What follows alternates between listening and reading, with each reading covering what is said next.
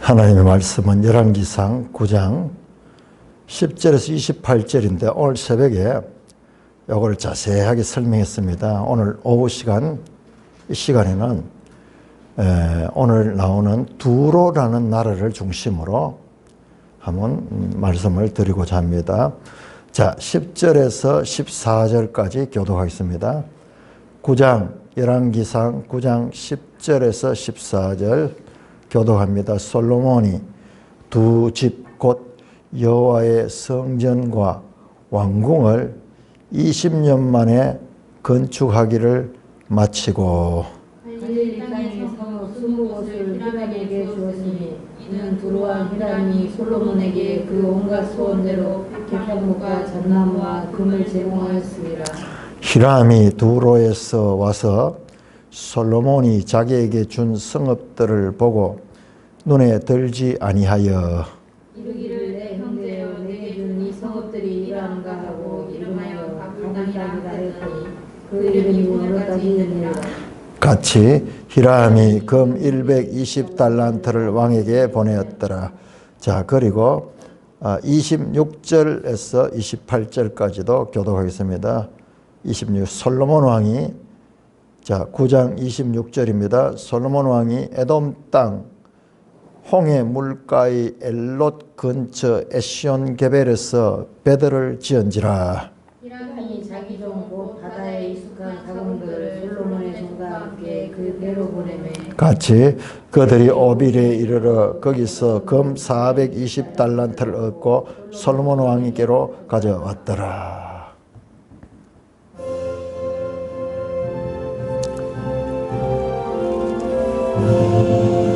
주님 우리의 마음을 여시어 말씀을 깨닫게 하옵소서.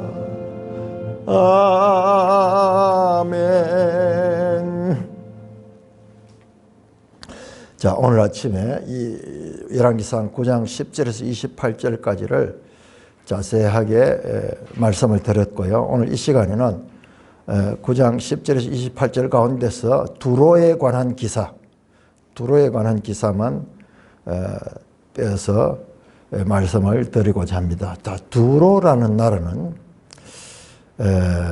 우리 성경에서 아주 중요한 의미를 가지고 있는 나라입니다. 근데 보통 사람들이 이걸 잘 몰라요. 잘 모르고 그냥 여기에 두로가 이 히람이 5장부터 등장했죠. 솔로몬이 건축을 하는 데 있어서 적극적으로 도움을 줬던 이웃 나라의 왕이 두로 왕 히람입니다. 그래서 두로 왕 히람과 솔로몬의 관계가 아주 밀접한 관계였고 서로 아주 그 상호 이 도움을 주고 도움을 받는 그런 관계였어요. 자, 우리 지도를 한번 보겠습니다. 168조. 이거를 우리가 이해하려고 그러면은 이 지도를 모르면은 이걸 이해할 수가 없어요. 이웃 나라들과의 관계가 그리고 오늘 읽었던 이 지도 168쪽을 펴놓고요. 오늘 읽었던 내용이 보면 좀 이상한 게 이 10절에 보면은 솔로몬이 자, 우리는 성전 건축만 생각하는데 아니에요. 성전과 왕궁 건축을 해서 왕궁 건축 그것도 시간은 성전 짓는 데는 7년이 걸렸고 왕궁 끊는 데는 13년이 걸렸어요. 그래서 도합 20년. 그러니까는 우리가 이 6장이죠. 6장과 7장에 보면은 6장의 성전 건축, 그 다음에 7장의 왕궁 건축, 그 다음에 7장 후반부의 성전 건축 이렇게 되어 있어요. 이 성전 건축과 왕궁 건축이 이 기사 사이에 중간에 이 왕궁 건축이 들어있어. 지금도 마찬가지로 성전과 왕궁 건축을 20년 만에 건축하기를 마쳤다. 그렇게 해야죠.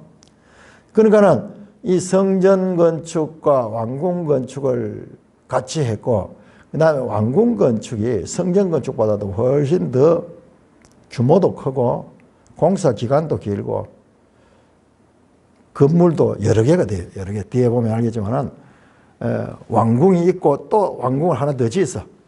애굽 그 바로의 딸을 위해 가지고.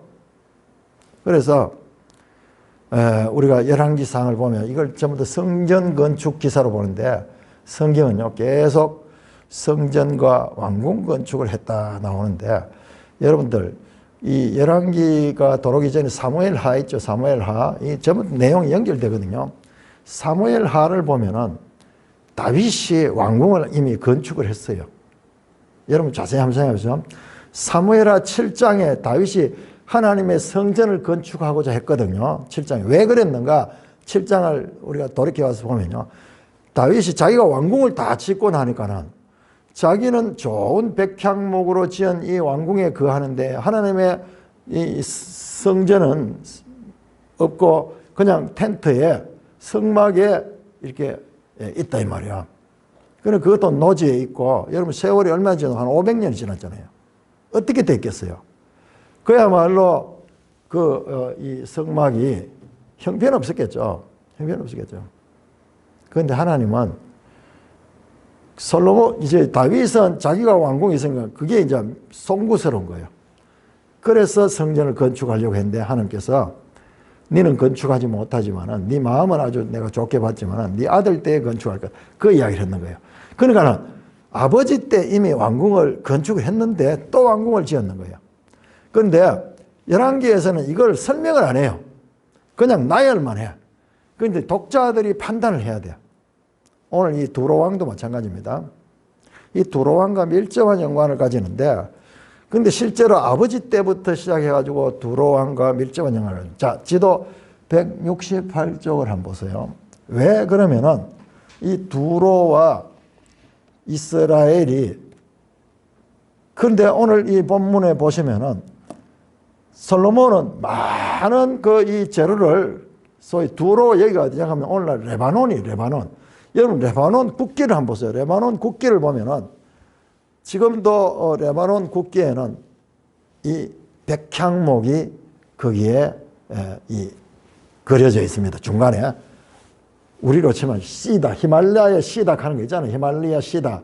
저기 대구의 사대부고 앞에 가면은 있고 전에 이제 범어동 저 법원 앞에로도 많이 있었는데 보면은 나무가 아주 곱게 이렇게 쫙 펴고 사철 푸른 그런 침엽수죠. 침엽수. 나무가 아주 굵고 큽니다. 그 레바논 국기에 보면 그게 우리 번역에서 백향목이라는데 이게 씨다, 히말라야 씨다 하고 여기 잣나무는 사이프러스 그렇게 보는 거예요. 자, 그 지도를 한번 보세요. 그런데 이 두로 왕은 솔로몬에게 좋은 재료를 다 보내줬는데 그 솔로몬은 그에게 땅을 줬다 그러는데 그 땅이 두로 왕이 볼 때 너무 형편없어서 그 13절에 내 형제여 내게 준 성읍이 이러한가 하고 이름하여 가불 땅 그 이름이 오늘까지 이게 무슨 뜻이냐 그러면은 솔로몬이 이 두로의 이 레바논의 백향목과 잣나무 그 뒤에도 보면 금도 막 가져오는데 이런 것들을 받은 대신에 자기가 이 땅을 이게 팔았는 건 아닌 것 같아요. 팔았는 건 아니에요. 이거 어떻게 알 수 있냐 하면 역대하 8장 2절에 보면은 땅을 나중에 돌려받습니다. 반환을 보면은 임시적으로 이렇게 임대를 해줬는 것 같아요. 그래서 자관 이 두로 왕이 물교환으로 치면 두로 왕이 줬던 물건보다 두로 왕이 받았던 보상이 너무 형편없어서 그래서 쓸모없다. 이 땅이 왜 이렇게 내 눈에 들지 않았다 그랬죠. 12절에 보니까는 성읍들을 보고 그러면서도 14절에 보면요. 히람이 금 120달란트를 왕에게 보냈다. 또 히람이 솔로몬에게 금 120달란트를 왕에게 보냈다. 그러니까 두로 왕은 지금 손해보는 장사를 한 거예요. 백향목, 잣나무, 그 다음에 금을 막 보내주는 거예요. 솔로몬은 그게 줬는데 별로 쓸모없는 땅을 이게 임대했던 것 같아요. 역대하에 보면은 나옵니다. 다시 반환하는 게 나와요. 자, 우리 지도를 보면요. 일단 이 지도를 보면은 조금 느낌이 오죠. 왜 두로가 어디냐 그러면요. 거기에 버니게예요. 베니게이죠. 이게 무슨 나라냐 그러면 이게 페니키아예요. 페니키아.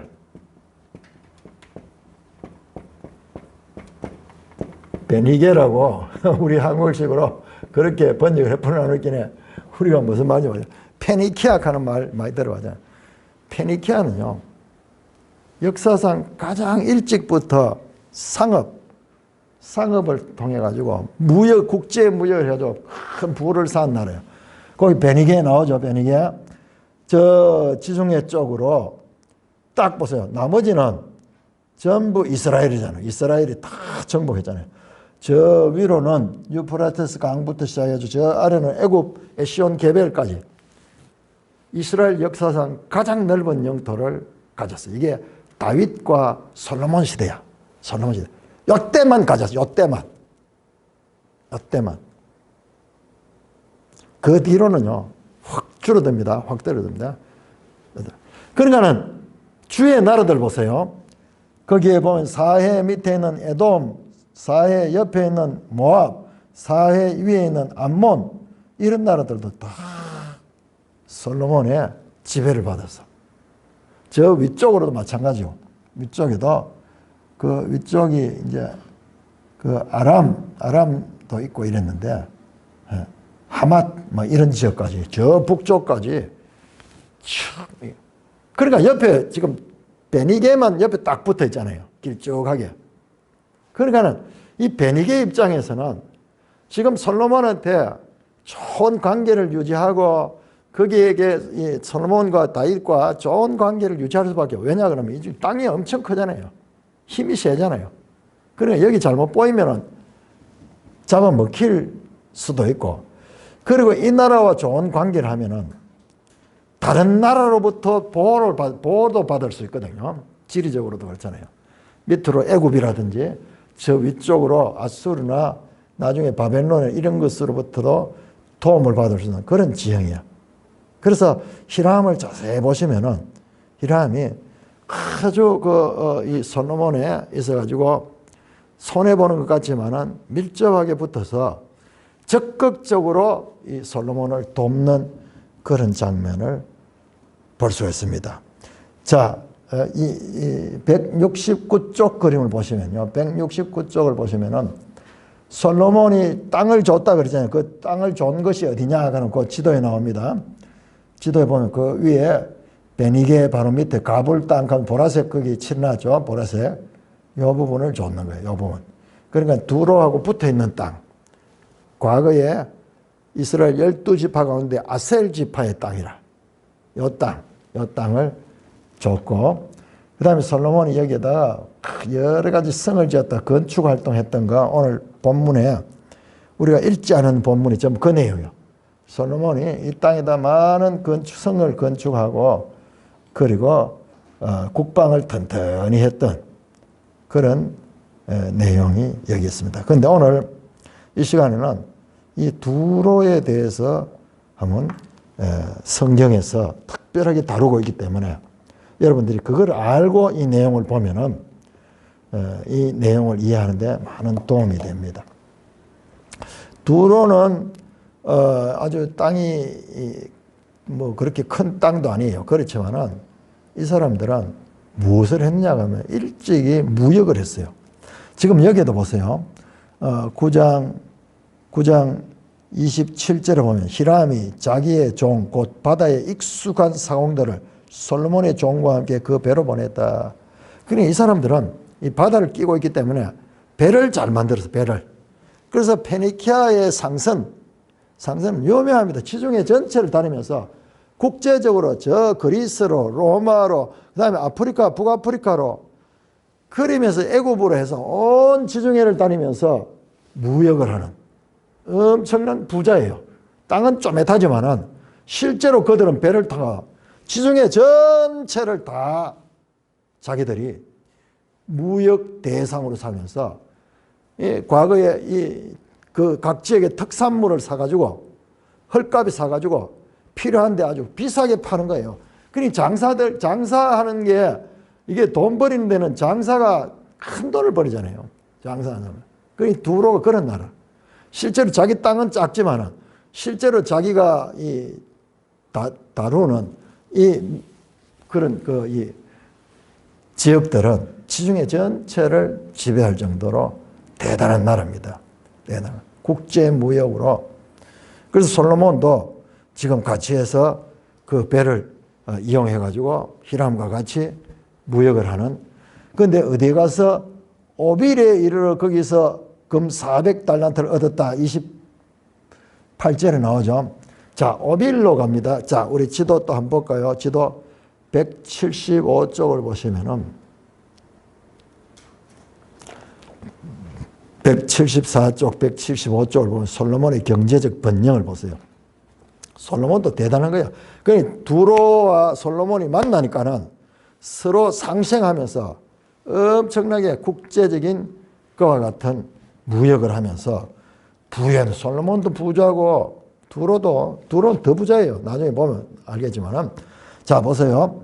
저 솔로몬이 있는 땅이 지금 초록색 돼 있는 그 부분이고 시돈, 두로 여기 전부 붙어 있는 나라입니다. 그하고 그래서 자, 거기에 보시면 아래쪽으로 보면은 홍해가 보이잖아요. 홍해 끝으로 쭉 내려가 보세요. 홍해 쭉 끝으로 내려가면은 오빌 가는 거 보이죠? 오빌.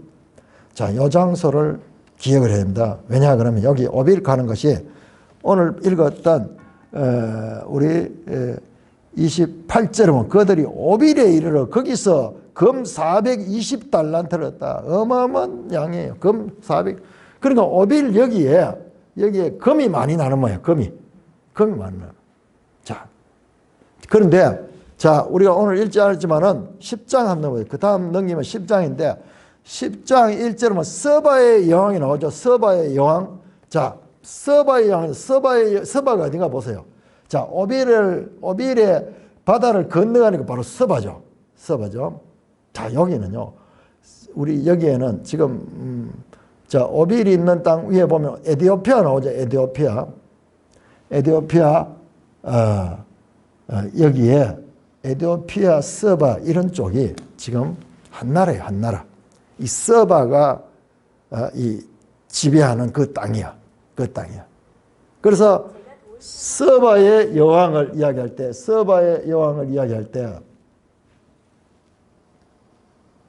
우리는 지금은 에멘이라고 하는데 이디오피아다 뭐 그런 이야기를 하는 것도 이런 연관이 있어요.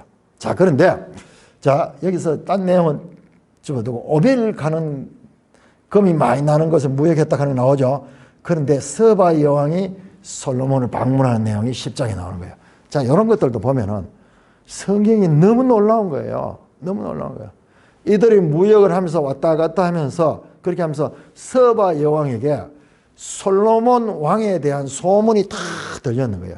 그래서 이 서바 여왕이 솔로몬이 지혜롭고 그리고 솔로몬의 나라가 아주 이 위대한 나라다. 그래서 자기들이 그 나라에 이 모든 것을 배우기 위해서 그 먼 길을 최소한 6개월 왕복 6개월 이상 걸리는 이 먼 길을 많은 이 동물들과 그리고 군대를 거느리고 저기에 솔로몬을 방문하는 내용이 나오네요. 근데 그냥 나온 게 아니고 보니까는 이 무역하는 사이에 이 홍해 바다를 통해 가지고 무역을 이 에시온 개벨 가는 이쪽으로 해가지고 위로 육로로 옮기면서 이렇게 했던 거. 그러니까는 우리가 그냥 모르면은 뭐 그냥 그런 거다 이렇게 생각하는데 이걸 자세히 이 역사를 보거나 또는 지리를 보게 되면은 야, 연관성이 다 있구나. 9장과 10장이 전혀 딴 이야기 아니라 서바 여왕이 갑자기 탁 나오는 게 아니라 이 오빌과 밀접한 연관이 있구나. 올 때요, 이 서바 여왕이 어마어마하게 많은 금은 보화를 가져옵니다. 왜냐하면 이쪽에 그런 게 많이 나. 이쪽 지역이 그런 것이 많이 나는 그런 곳입니다. 그러니까 우리 그 지도에도 보면은 금, 보석, 향수, 고급, 목재, 상아 막 이런 게 여기에 이쪽에서 상아 같은 거 이런 것도 많이 나오고 그래서 이게 연관이 되어 있다. 자, 오늘 주제에 두로를 제가 이야기를 하는데요. 자, 두로는 지금 이때가 이스라엘 최고 전성기거든요. 솔로몬이 죽자마자 나라는 분열되고 땅은 확 줄어듭니다. 그 뒤로는요, 다윗과 솔로몬 때와 같은 이런 영광스러운 역사가 한 번도 없었어요. 히람과 두로 왕과 아주 밀접한 영광까지 가지는데, 자, 이 두로는 아주 중요합니다, 성경에서. 왜냐 그러면요, 우리가 보시면은 요한계시록에 가면은 요한계시록 17장과 18장은요, 17장은 음녀 바벨론, 18장은 바벨론의 멸망.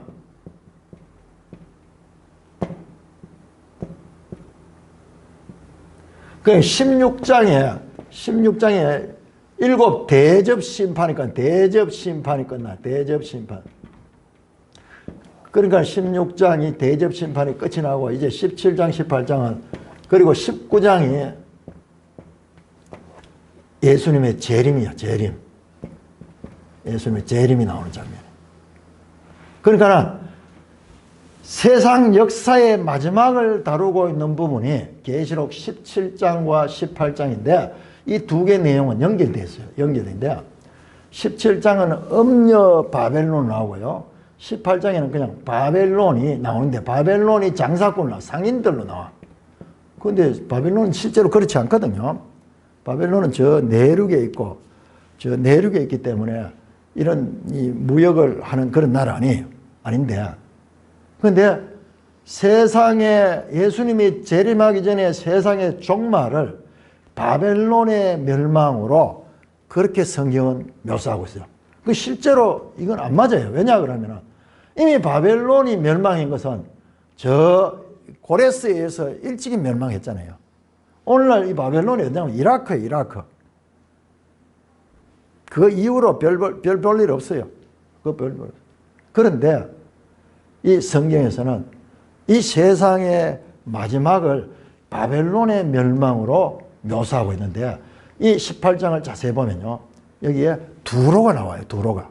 그렇기 때문에 우리가 구약 성경에 나오는 두로 기사가 그냥 볼 그런 기사가 아니고 아주 중요한 의미를 가지고 있다는 것을 알 수 있습니다. 자, 먼저 이사야 23장을 한번 보겠습니다. 이사야 23장.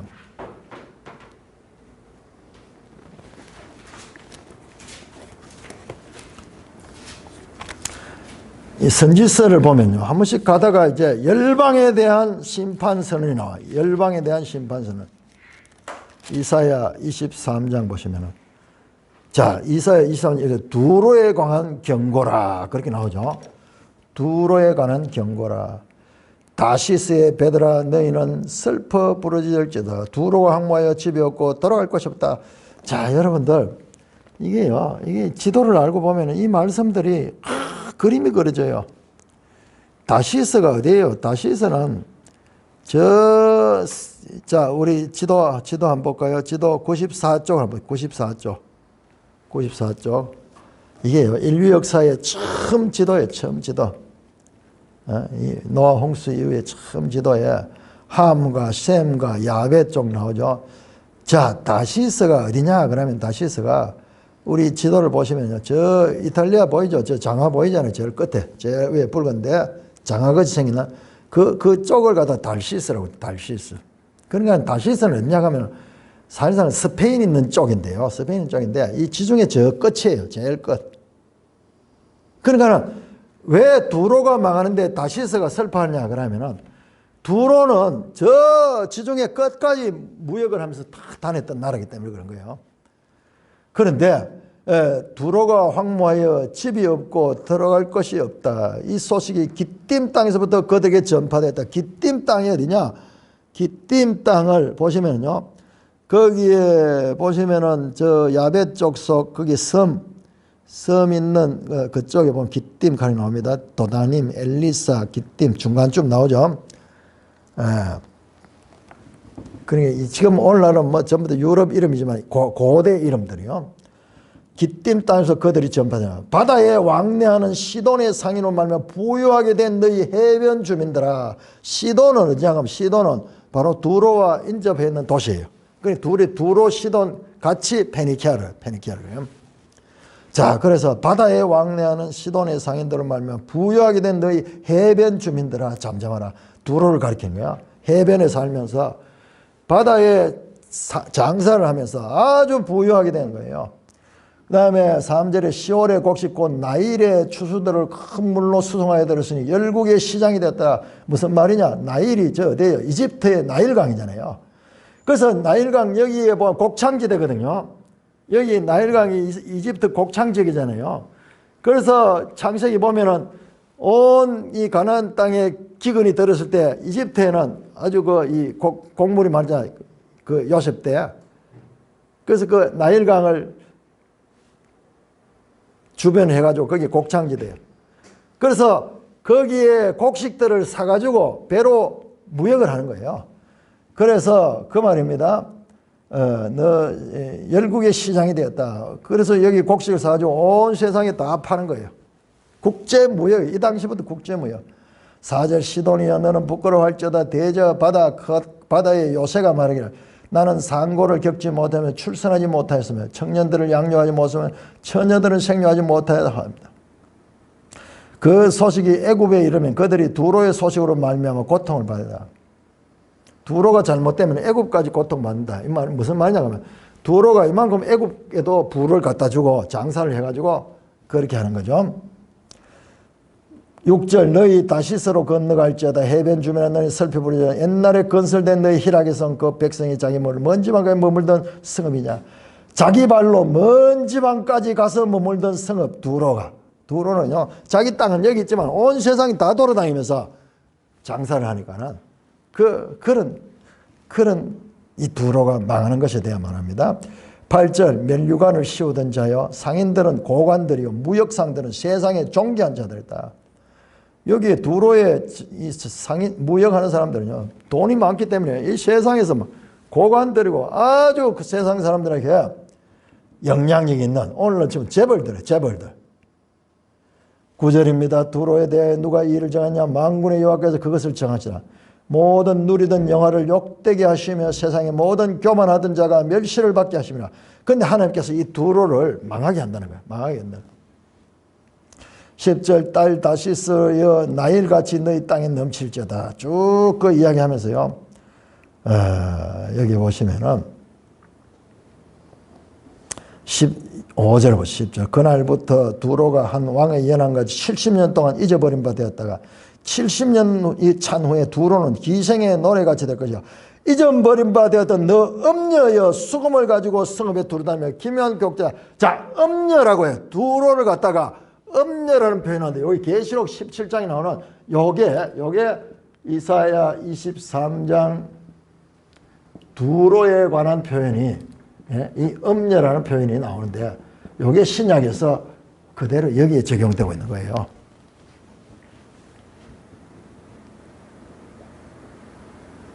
뿐만 아니라 17절은 70년 후에 여호와께서 두로를 돌보시 그가 다시 값을 받고 지면에 있는 열방과 음란을 행할 것이다. 열방 모든 세상 나라들과 음란한 행위를 할 것이다. 그 말을 하고 있는 것입니다. 자, 이게 여러분 이게 얼마나 놀라운 말씀인가. 자, 여러분 계시록 17장을 한번 찾아보세요. 요한 계시록 17장. 요한 계시록 17장 1절 보세요. 1절 2절 우리 같이 읽겠습니다. 시작. 또 7 대적을 가진 7 천사 중 하나가 와서 내게 말하여 이르되 이리 오라. 많은 물이 앉은 큰 음녀가 받을 심판을 너게 보이라. 땅의 임금들도 그와 더불어 음행하고 땅에 사는 자들도 그 음행의 포도에 취했다. 보세요. 땅의 임금들 세상 나라들이 그와 더불어 음행했다. 이 표현이 바로 이사야 23장 17절에 그가 다시 값을 받고 지면에 있는 열방과 음란을 행할 것이다. 여기서 음란은요 나라와 나라 간에 없나니까 이게 성적인 이게 아니고 이게 우상숭배 우상숭배하는 그런 거예요. 지금 요 두로가 하는 것을 그대로 지금 계시록은 17장에서 음녀 바벨론에다 적용을 시키고 있어요. 여기에 두로의 음란함. 이사야 24장. 그래 이사야 23장에 이 표현들이 계시록 17장에 나오고 있다는 것입니다. 자, 다음에 에스겔 26장을 한번 보세요. 에스겔 26장. 이게 대표적인데요. 대표적인 것이 바로 에스겔 26장에서 자 보세요. 여러분들 이 두로가 얼마나 중요한지 에스겔 26장, 27장, 28장 무려 3장에 걸쳐 가지고 두로가 받을 심판에 대한 말씀이 나와요. 여러분 다른 나라들 같으면요 몇 절만 나오는데 두로는 무려 3장에 걸쳐 가지고 하나님의 심판을 받을 대표적인 나라로 그렇게 지어가고 있어요. 야, 우리가 보면 이해가 안 되거든요. 왜냐하면 땅도 쪼매타고 별 볼 일 없는 나라인데 왜 성경에서 이걸 이렇게 중요하게 다루고 있는가? 이게 바로 이들이 전 세계를 다니면서 영향력을 끼치는 그야말로 대표적인 그와 같은 나라이기 때문에 그런 것입니다. 자, 에스겔서 우리가 한번 읽어보겠습니다. 그냥 봐가지고 눈에 안 들어요. 26장을 1절부터 한번 교독을 하면서 자, 이것이 어떤 나라인가,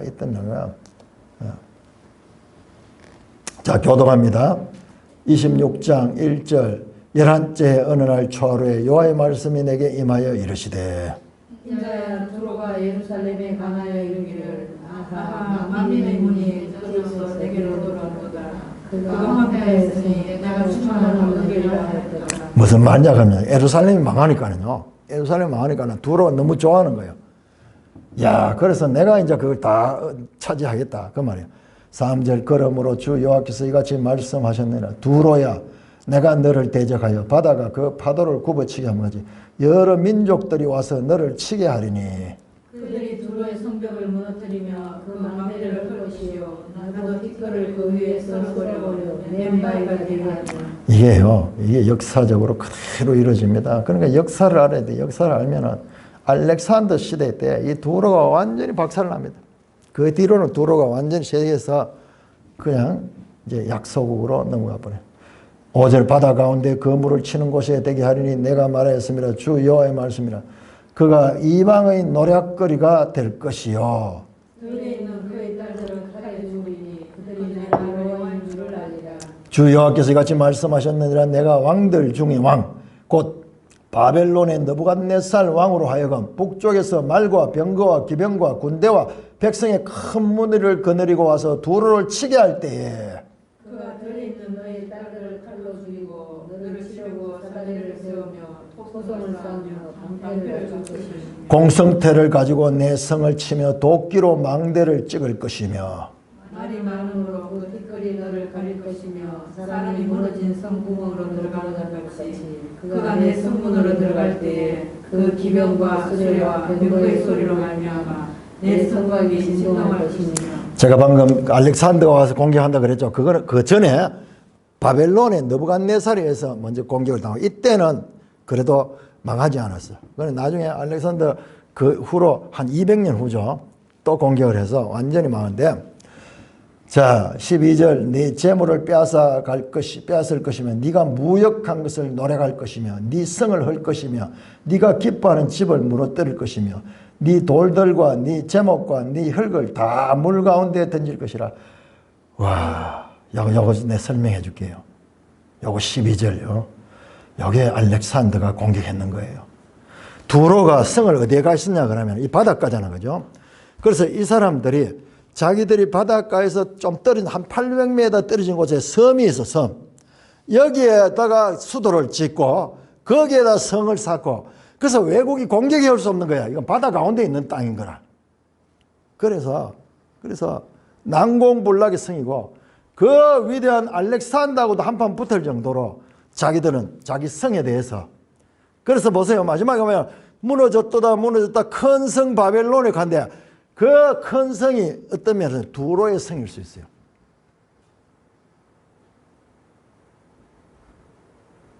그런데 알렉산더가 어떻게 공격한 줄 압니까? 아무리 해도 안 되니까 이 바다에다가 뭘 만드냐 그러면은 바다를 매립해 뿌는 거예요. 우리가 지금 저 새만금 뭐 이런 데 만들듯이 바다에다가 돌을 갖다 넣고 막 이런 식으로 메꿔 가지고 섬까지 가가지고 길을 만들어 가지고 그렇게 공격하는 거야. 그 장면이야, 그 장면. 네 재물을 무력하면 노하게 가시면 네 성을 헐거면 기뻐하는 집을 무너뜨리고 돌들과 내 제목들. 그러니까 건축물 이런 것도 부숴 가지고 그걸 바다에 다 던졌는 거야. 다 던져. 그래서 그 천하의 알렉산더가 이 도로를 공략하는데 여기에 6개월이 걸려서 여기에서 엄청 힘이 들어서 세계 가는 곳마다 젊은데 이 도로를 공략하는데 바로 여기에 그 장면. 그냥 읽으면 모르는데 역사를 알고 보면은 야, 알렉산더가 이렇게 해가지고 막 조각상 같은 거 있잖아요. 이런 우상들 많이 그런 것도 부숴가지고 전부 바다에 넣어가지고 바다를 메꿔 들어가는 거야. 메꿔 들어가지고 그래가지고 그 성을 함락시킵니다. 13절 내가 네 노래 소리를 그치게 하면 네 수금 소리를 다시 들리지 않게 하고 너를 맹가에 되게 하여 내가 그물 말리는 곳이 되고 다시는 건축되지 못하리니 나 여호와가 말하였으니라 주 여호와의 말씀이라. 주 여호와께서 이같이 두로에 대하여 말씀하신 네가 엎드러져 소리에 모든 섬이 진동하지 않겠느냐. 곧 너희 가운데 상한 자가 부르짖으며 죽음을 당할 때라. 그때 바다의 모든 왕이 그 보좌에서 내려 조복을 벗으며 수놓은 옷을 버리고 떨린 걸 입을하고 땅에 앉아서 너로 말미암아 무시로 떨며 놀랄 것이며. 바다의 모든 왕들, 그리고 두로를 통해 가지고 바다에서 이 무역하는 이 사람들이 전부 다 이제 뭐 벌벌 떨면서 두로가 망하니까는 그래서 떨고 놀라고 17절 그들이 너를 위하여 슬픈 노래를 불러 이르기를 항해자가 살았던 유명한 성읍이여 너와 너의 주민이 바다 가운데 있어 경고하였도다. 해변의 모든 주민을 두렵게 하였더니 어찌 그 멸망하였는고. 내가 무너지는 그날에 섬들이 진동할 것이며 바다 가운데 섬들이 내 결국을 보고 놀라리라. 자, 여러분 여기에서요 계시록 18장 나와요. 요한계시록 18장. 요한계시록 18장 9절 보세요. 18장 9절. 18장 9절. 그와 함께 음행하고 사치하던 땅의 왕들이 그가 불타는 연기를 보고 위하여 울고 가슴을 치며 그의 고통을 무쏘하며 멀리 서서 이르되 화이토다 큰 성 견고한 성 바벨론이여 한 시간에 내 심판이 이르렀다 하리로다. 땅의 상인들이 그를 위하여 울고 애통하는 것은 다시는 그들의 상품을 사는 자가 없으라. 지금요 이 무역하던 사람들이 뚜로가 지금 우리 계시록에는 바벨론이 멸망하는 걸 보고 이야기하는데 지금 여기에 에스겔은 뚜로가 망할 때에 그 나오던 그 이야기예요. 그러니까 자 우리가 지금 계시록에서는 바벨론의 멸망을 이야기하지만 그 내용을 잘 들어보면 두로의 멸망을 이야기해요. 두로의 멸망과 바벨론의 멸망이 섞여 있어요. 그래서 통칭은 바벨론의 이야기지만은 그 안에 속성은 뭐 두로야, 두로. 상인들 이야기는 상인들 무역하는 그 이야기들 나옵니다. 19절 주 여호와께서 까지 말씀하신 내가 너를 주민 없는 성읍까지 황폐한 성읍이 되고 깊은 바다가 내 위에 오르게 하면 큰 물이 너를 덮게 할 때 내가 너를 구덩이에 내려가는 자와 함께 내려가서 옛적 사람에게로 나아가게 하고 너를 그 구덩이에 내려간 자와 함께 땅 깊은 곳 예로부터 황폐한 곳에 살게 하리라.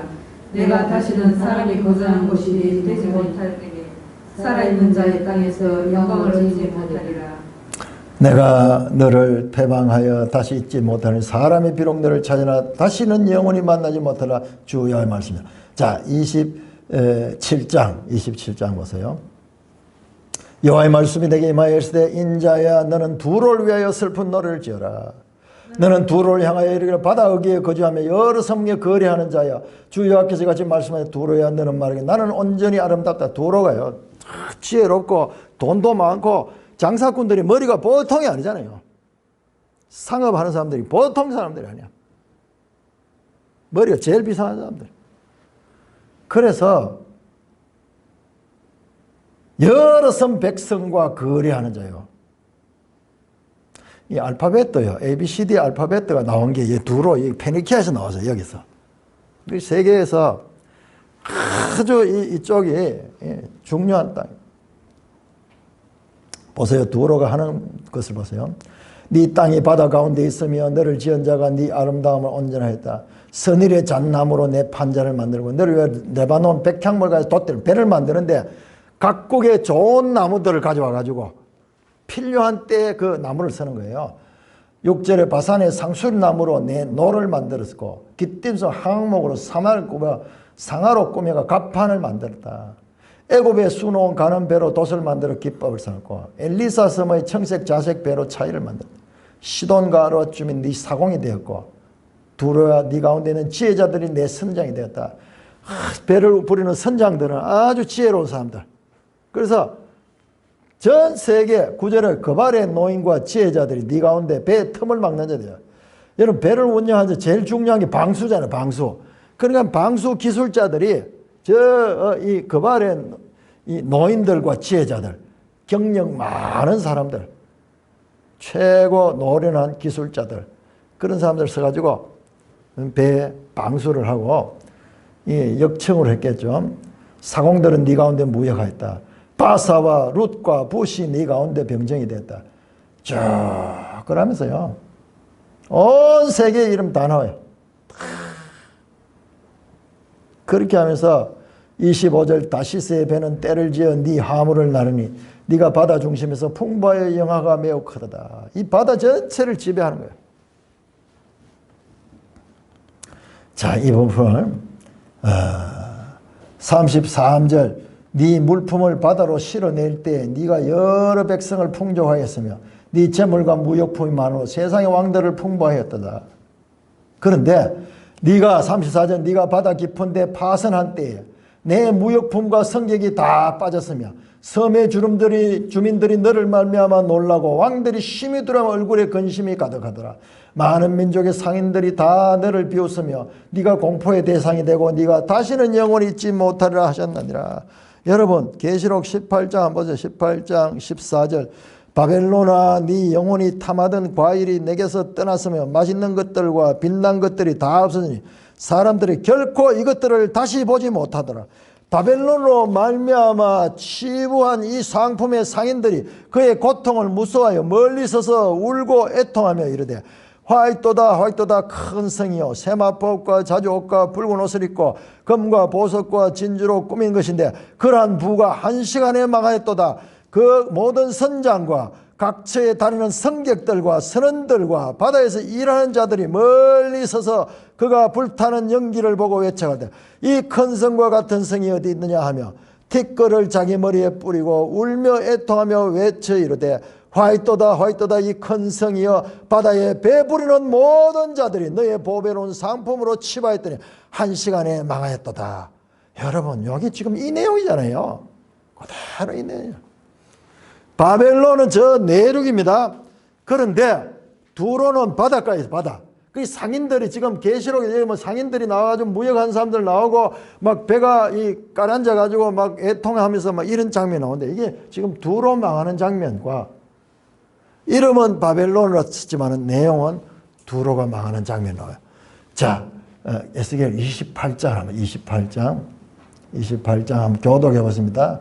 아주 중요합니다. 28장 에스겔 28 또 여호와의 말씀이 내게 임하여 이르시되 인자야 너는 두 왕에게 이르기를 주 여호와께서 이같이 말씀하시되 내 마음이 교만하여 말하기를 나는 신이라 내가 하나님의 자리 곧 바다 가운데 앉아있다 하도다. 내 마음이 하나님의 마음 같은 자리라도 너는 사람이요 신이 아니거든. 보세요. 두로 왕이 자기를 신이라 자기를 신이라 이 세상에서 가장 자기를 신으로 그렇게 높이고 네가 다니엘보다 지혜로워서 은밀한 것을 깨닫지 못할 것이 없다 하고 내 지혜와 총명으로 재물을 얻었으며 금과 은을 곳간에 전축하였으며. 자, 솔로몬이 지혜와 총명의 왕이죠. 두로 왕도 그래. 그러면서 금과 은을 곳간에 저축했고 6절 네 큰 지혜와 네 무역으로 재물을 더하고 그 재물로 말미암아 네 마음이 교만하였도다. 그러므로 주 여호와께서 이같이 말씀하셨느니라. 내 마음이 하나님의 마음 같은 채하였으니. 자, 이게 보세요. 똑같잖아요. 우리가 지난번에 열왕기상을 보면서 그때 아도니아 기사를 보면서 창세기 3장을 봤는데 지금 여기 창세기 3장이 그대로 나와요. 교만함. 그래서 자기가 하나님같이 나도 네가 하나님같이 될 수 있다 했던 그 사탄의 부추김.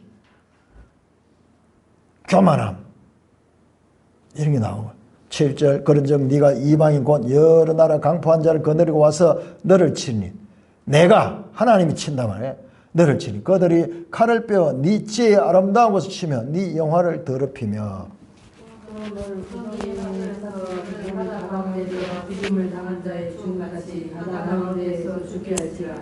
너가 너를 죽이는 자 앞에서도 내가 하나님이라고 말하겠느냐? 자기가 하나님이라고 말하겠냐? 너를 치는 자 앞에서 사람일 뿐이요 너는 신이 아니라. 내가 이방인의 손에서 죽기를 하였지 않은 자의 죽음같이 하리니 내가 말하였음이니라. 주 여호와의 말씀이라 하셨다. 여호와의 말씀이 또 내게 임하여 이르시되 인자야 두로 왕을 위하여 슬픈 노래를 지어 그에게 이르기를 여호와의 말씀이 너는 자 여기부터 중요합니다. 너는 완전한 인이었고 지난번에 인이라 된 도장이었고 지혜가 충족하며 온전히 아름다웠도다. 내가 애초에 하나님의 동산이 내게 있어서 각종 보석, 홍보석과 황보석과 금강석과 홍옥과 황만호와 창옥과 층보석과 남보석과 홍옥과 황금으로 등장하였으며 내가 지음을 받던 날에 너를 위하여 소고와 빛과가 준비되었도다. 너는 기름 부음을 받고 지키는 그룹이며 내가 너를 세우며 네가 하나님의 성산에 있어 불타는 돌들 사이에 왕래하였도다. 내가 지음을 받던 날로부터 내 모든 길에 완전하더니 마침내 내게서 불의가 드러났도다. 네 무역이 많음으로 네 가운데 강포가 가득하여 네가 범죄하였도다. 너 지키는 그룹아 그러므로 내가 너를 더럽게 여겨 하나님의 산에서 쫓아냈고 불타는 돌들 사이에 멸하였도다. 내가 아름다움으로 마음이 교만하였으며 내가 영화로움으로 내 지혜를 버릇했으며 내가 너를 땅에 던져 왕이라고 되고 그들의 구경거리가 되게 하였도다. 네가 제약이 많고 무역이 불의함으로 네 모든 성소를 더럽혔으며 내가 네 가운데 불을 내어 너를 사르게 하고 너를 보고 있는 모든 자 앞에서 너를 땅 위에 재가 되게 하였도다. 만민 중에 너를 아는 자가 너로 말미암아 놀랄 것이요 네가 공포의 대상이 되고 네가 영원히 다시 잊지 못하리라 하셨다 하라. 여러분 이 두로 왕이 갑자기 뭐로 바뀌었냐 그러면은 13절부터 보니 에덴 동산에 에덴에 기름을 부었던 그룹 천사야. 이게 누구냐? 사탄이에요. 사탄. 타락한 천사잖아요. 타락한 천사 사탄이 에덴에서 쫓겨나는 그 장면과 두로 왕과를 서로 겹쳐놓고 있어요. 성경에요. 사탄을 이렇게 자세하게 묘사한 건 여기밖에 없어요. 여기하고 또 한 군데 있는데 이사야 14장하고 두 군데 있는데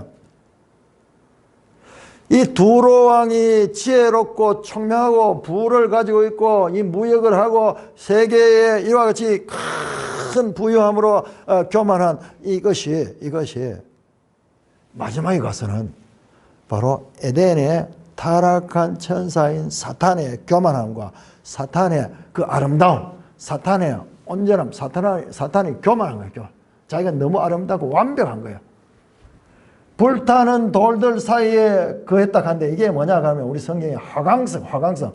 그 불자가 그 화자예요.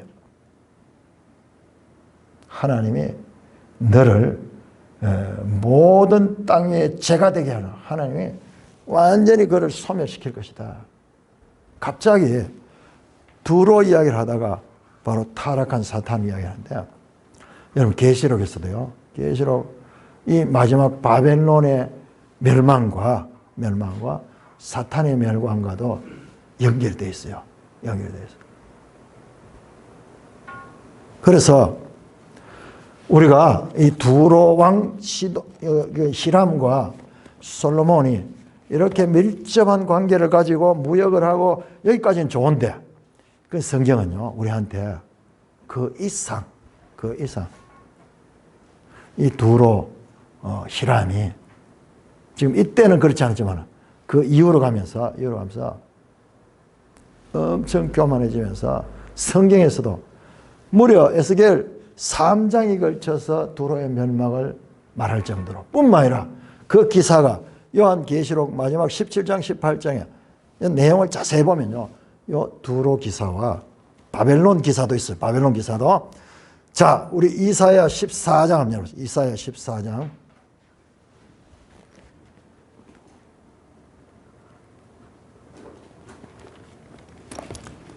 이사야 14장.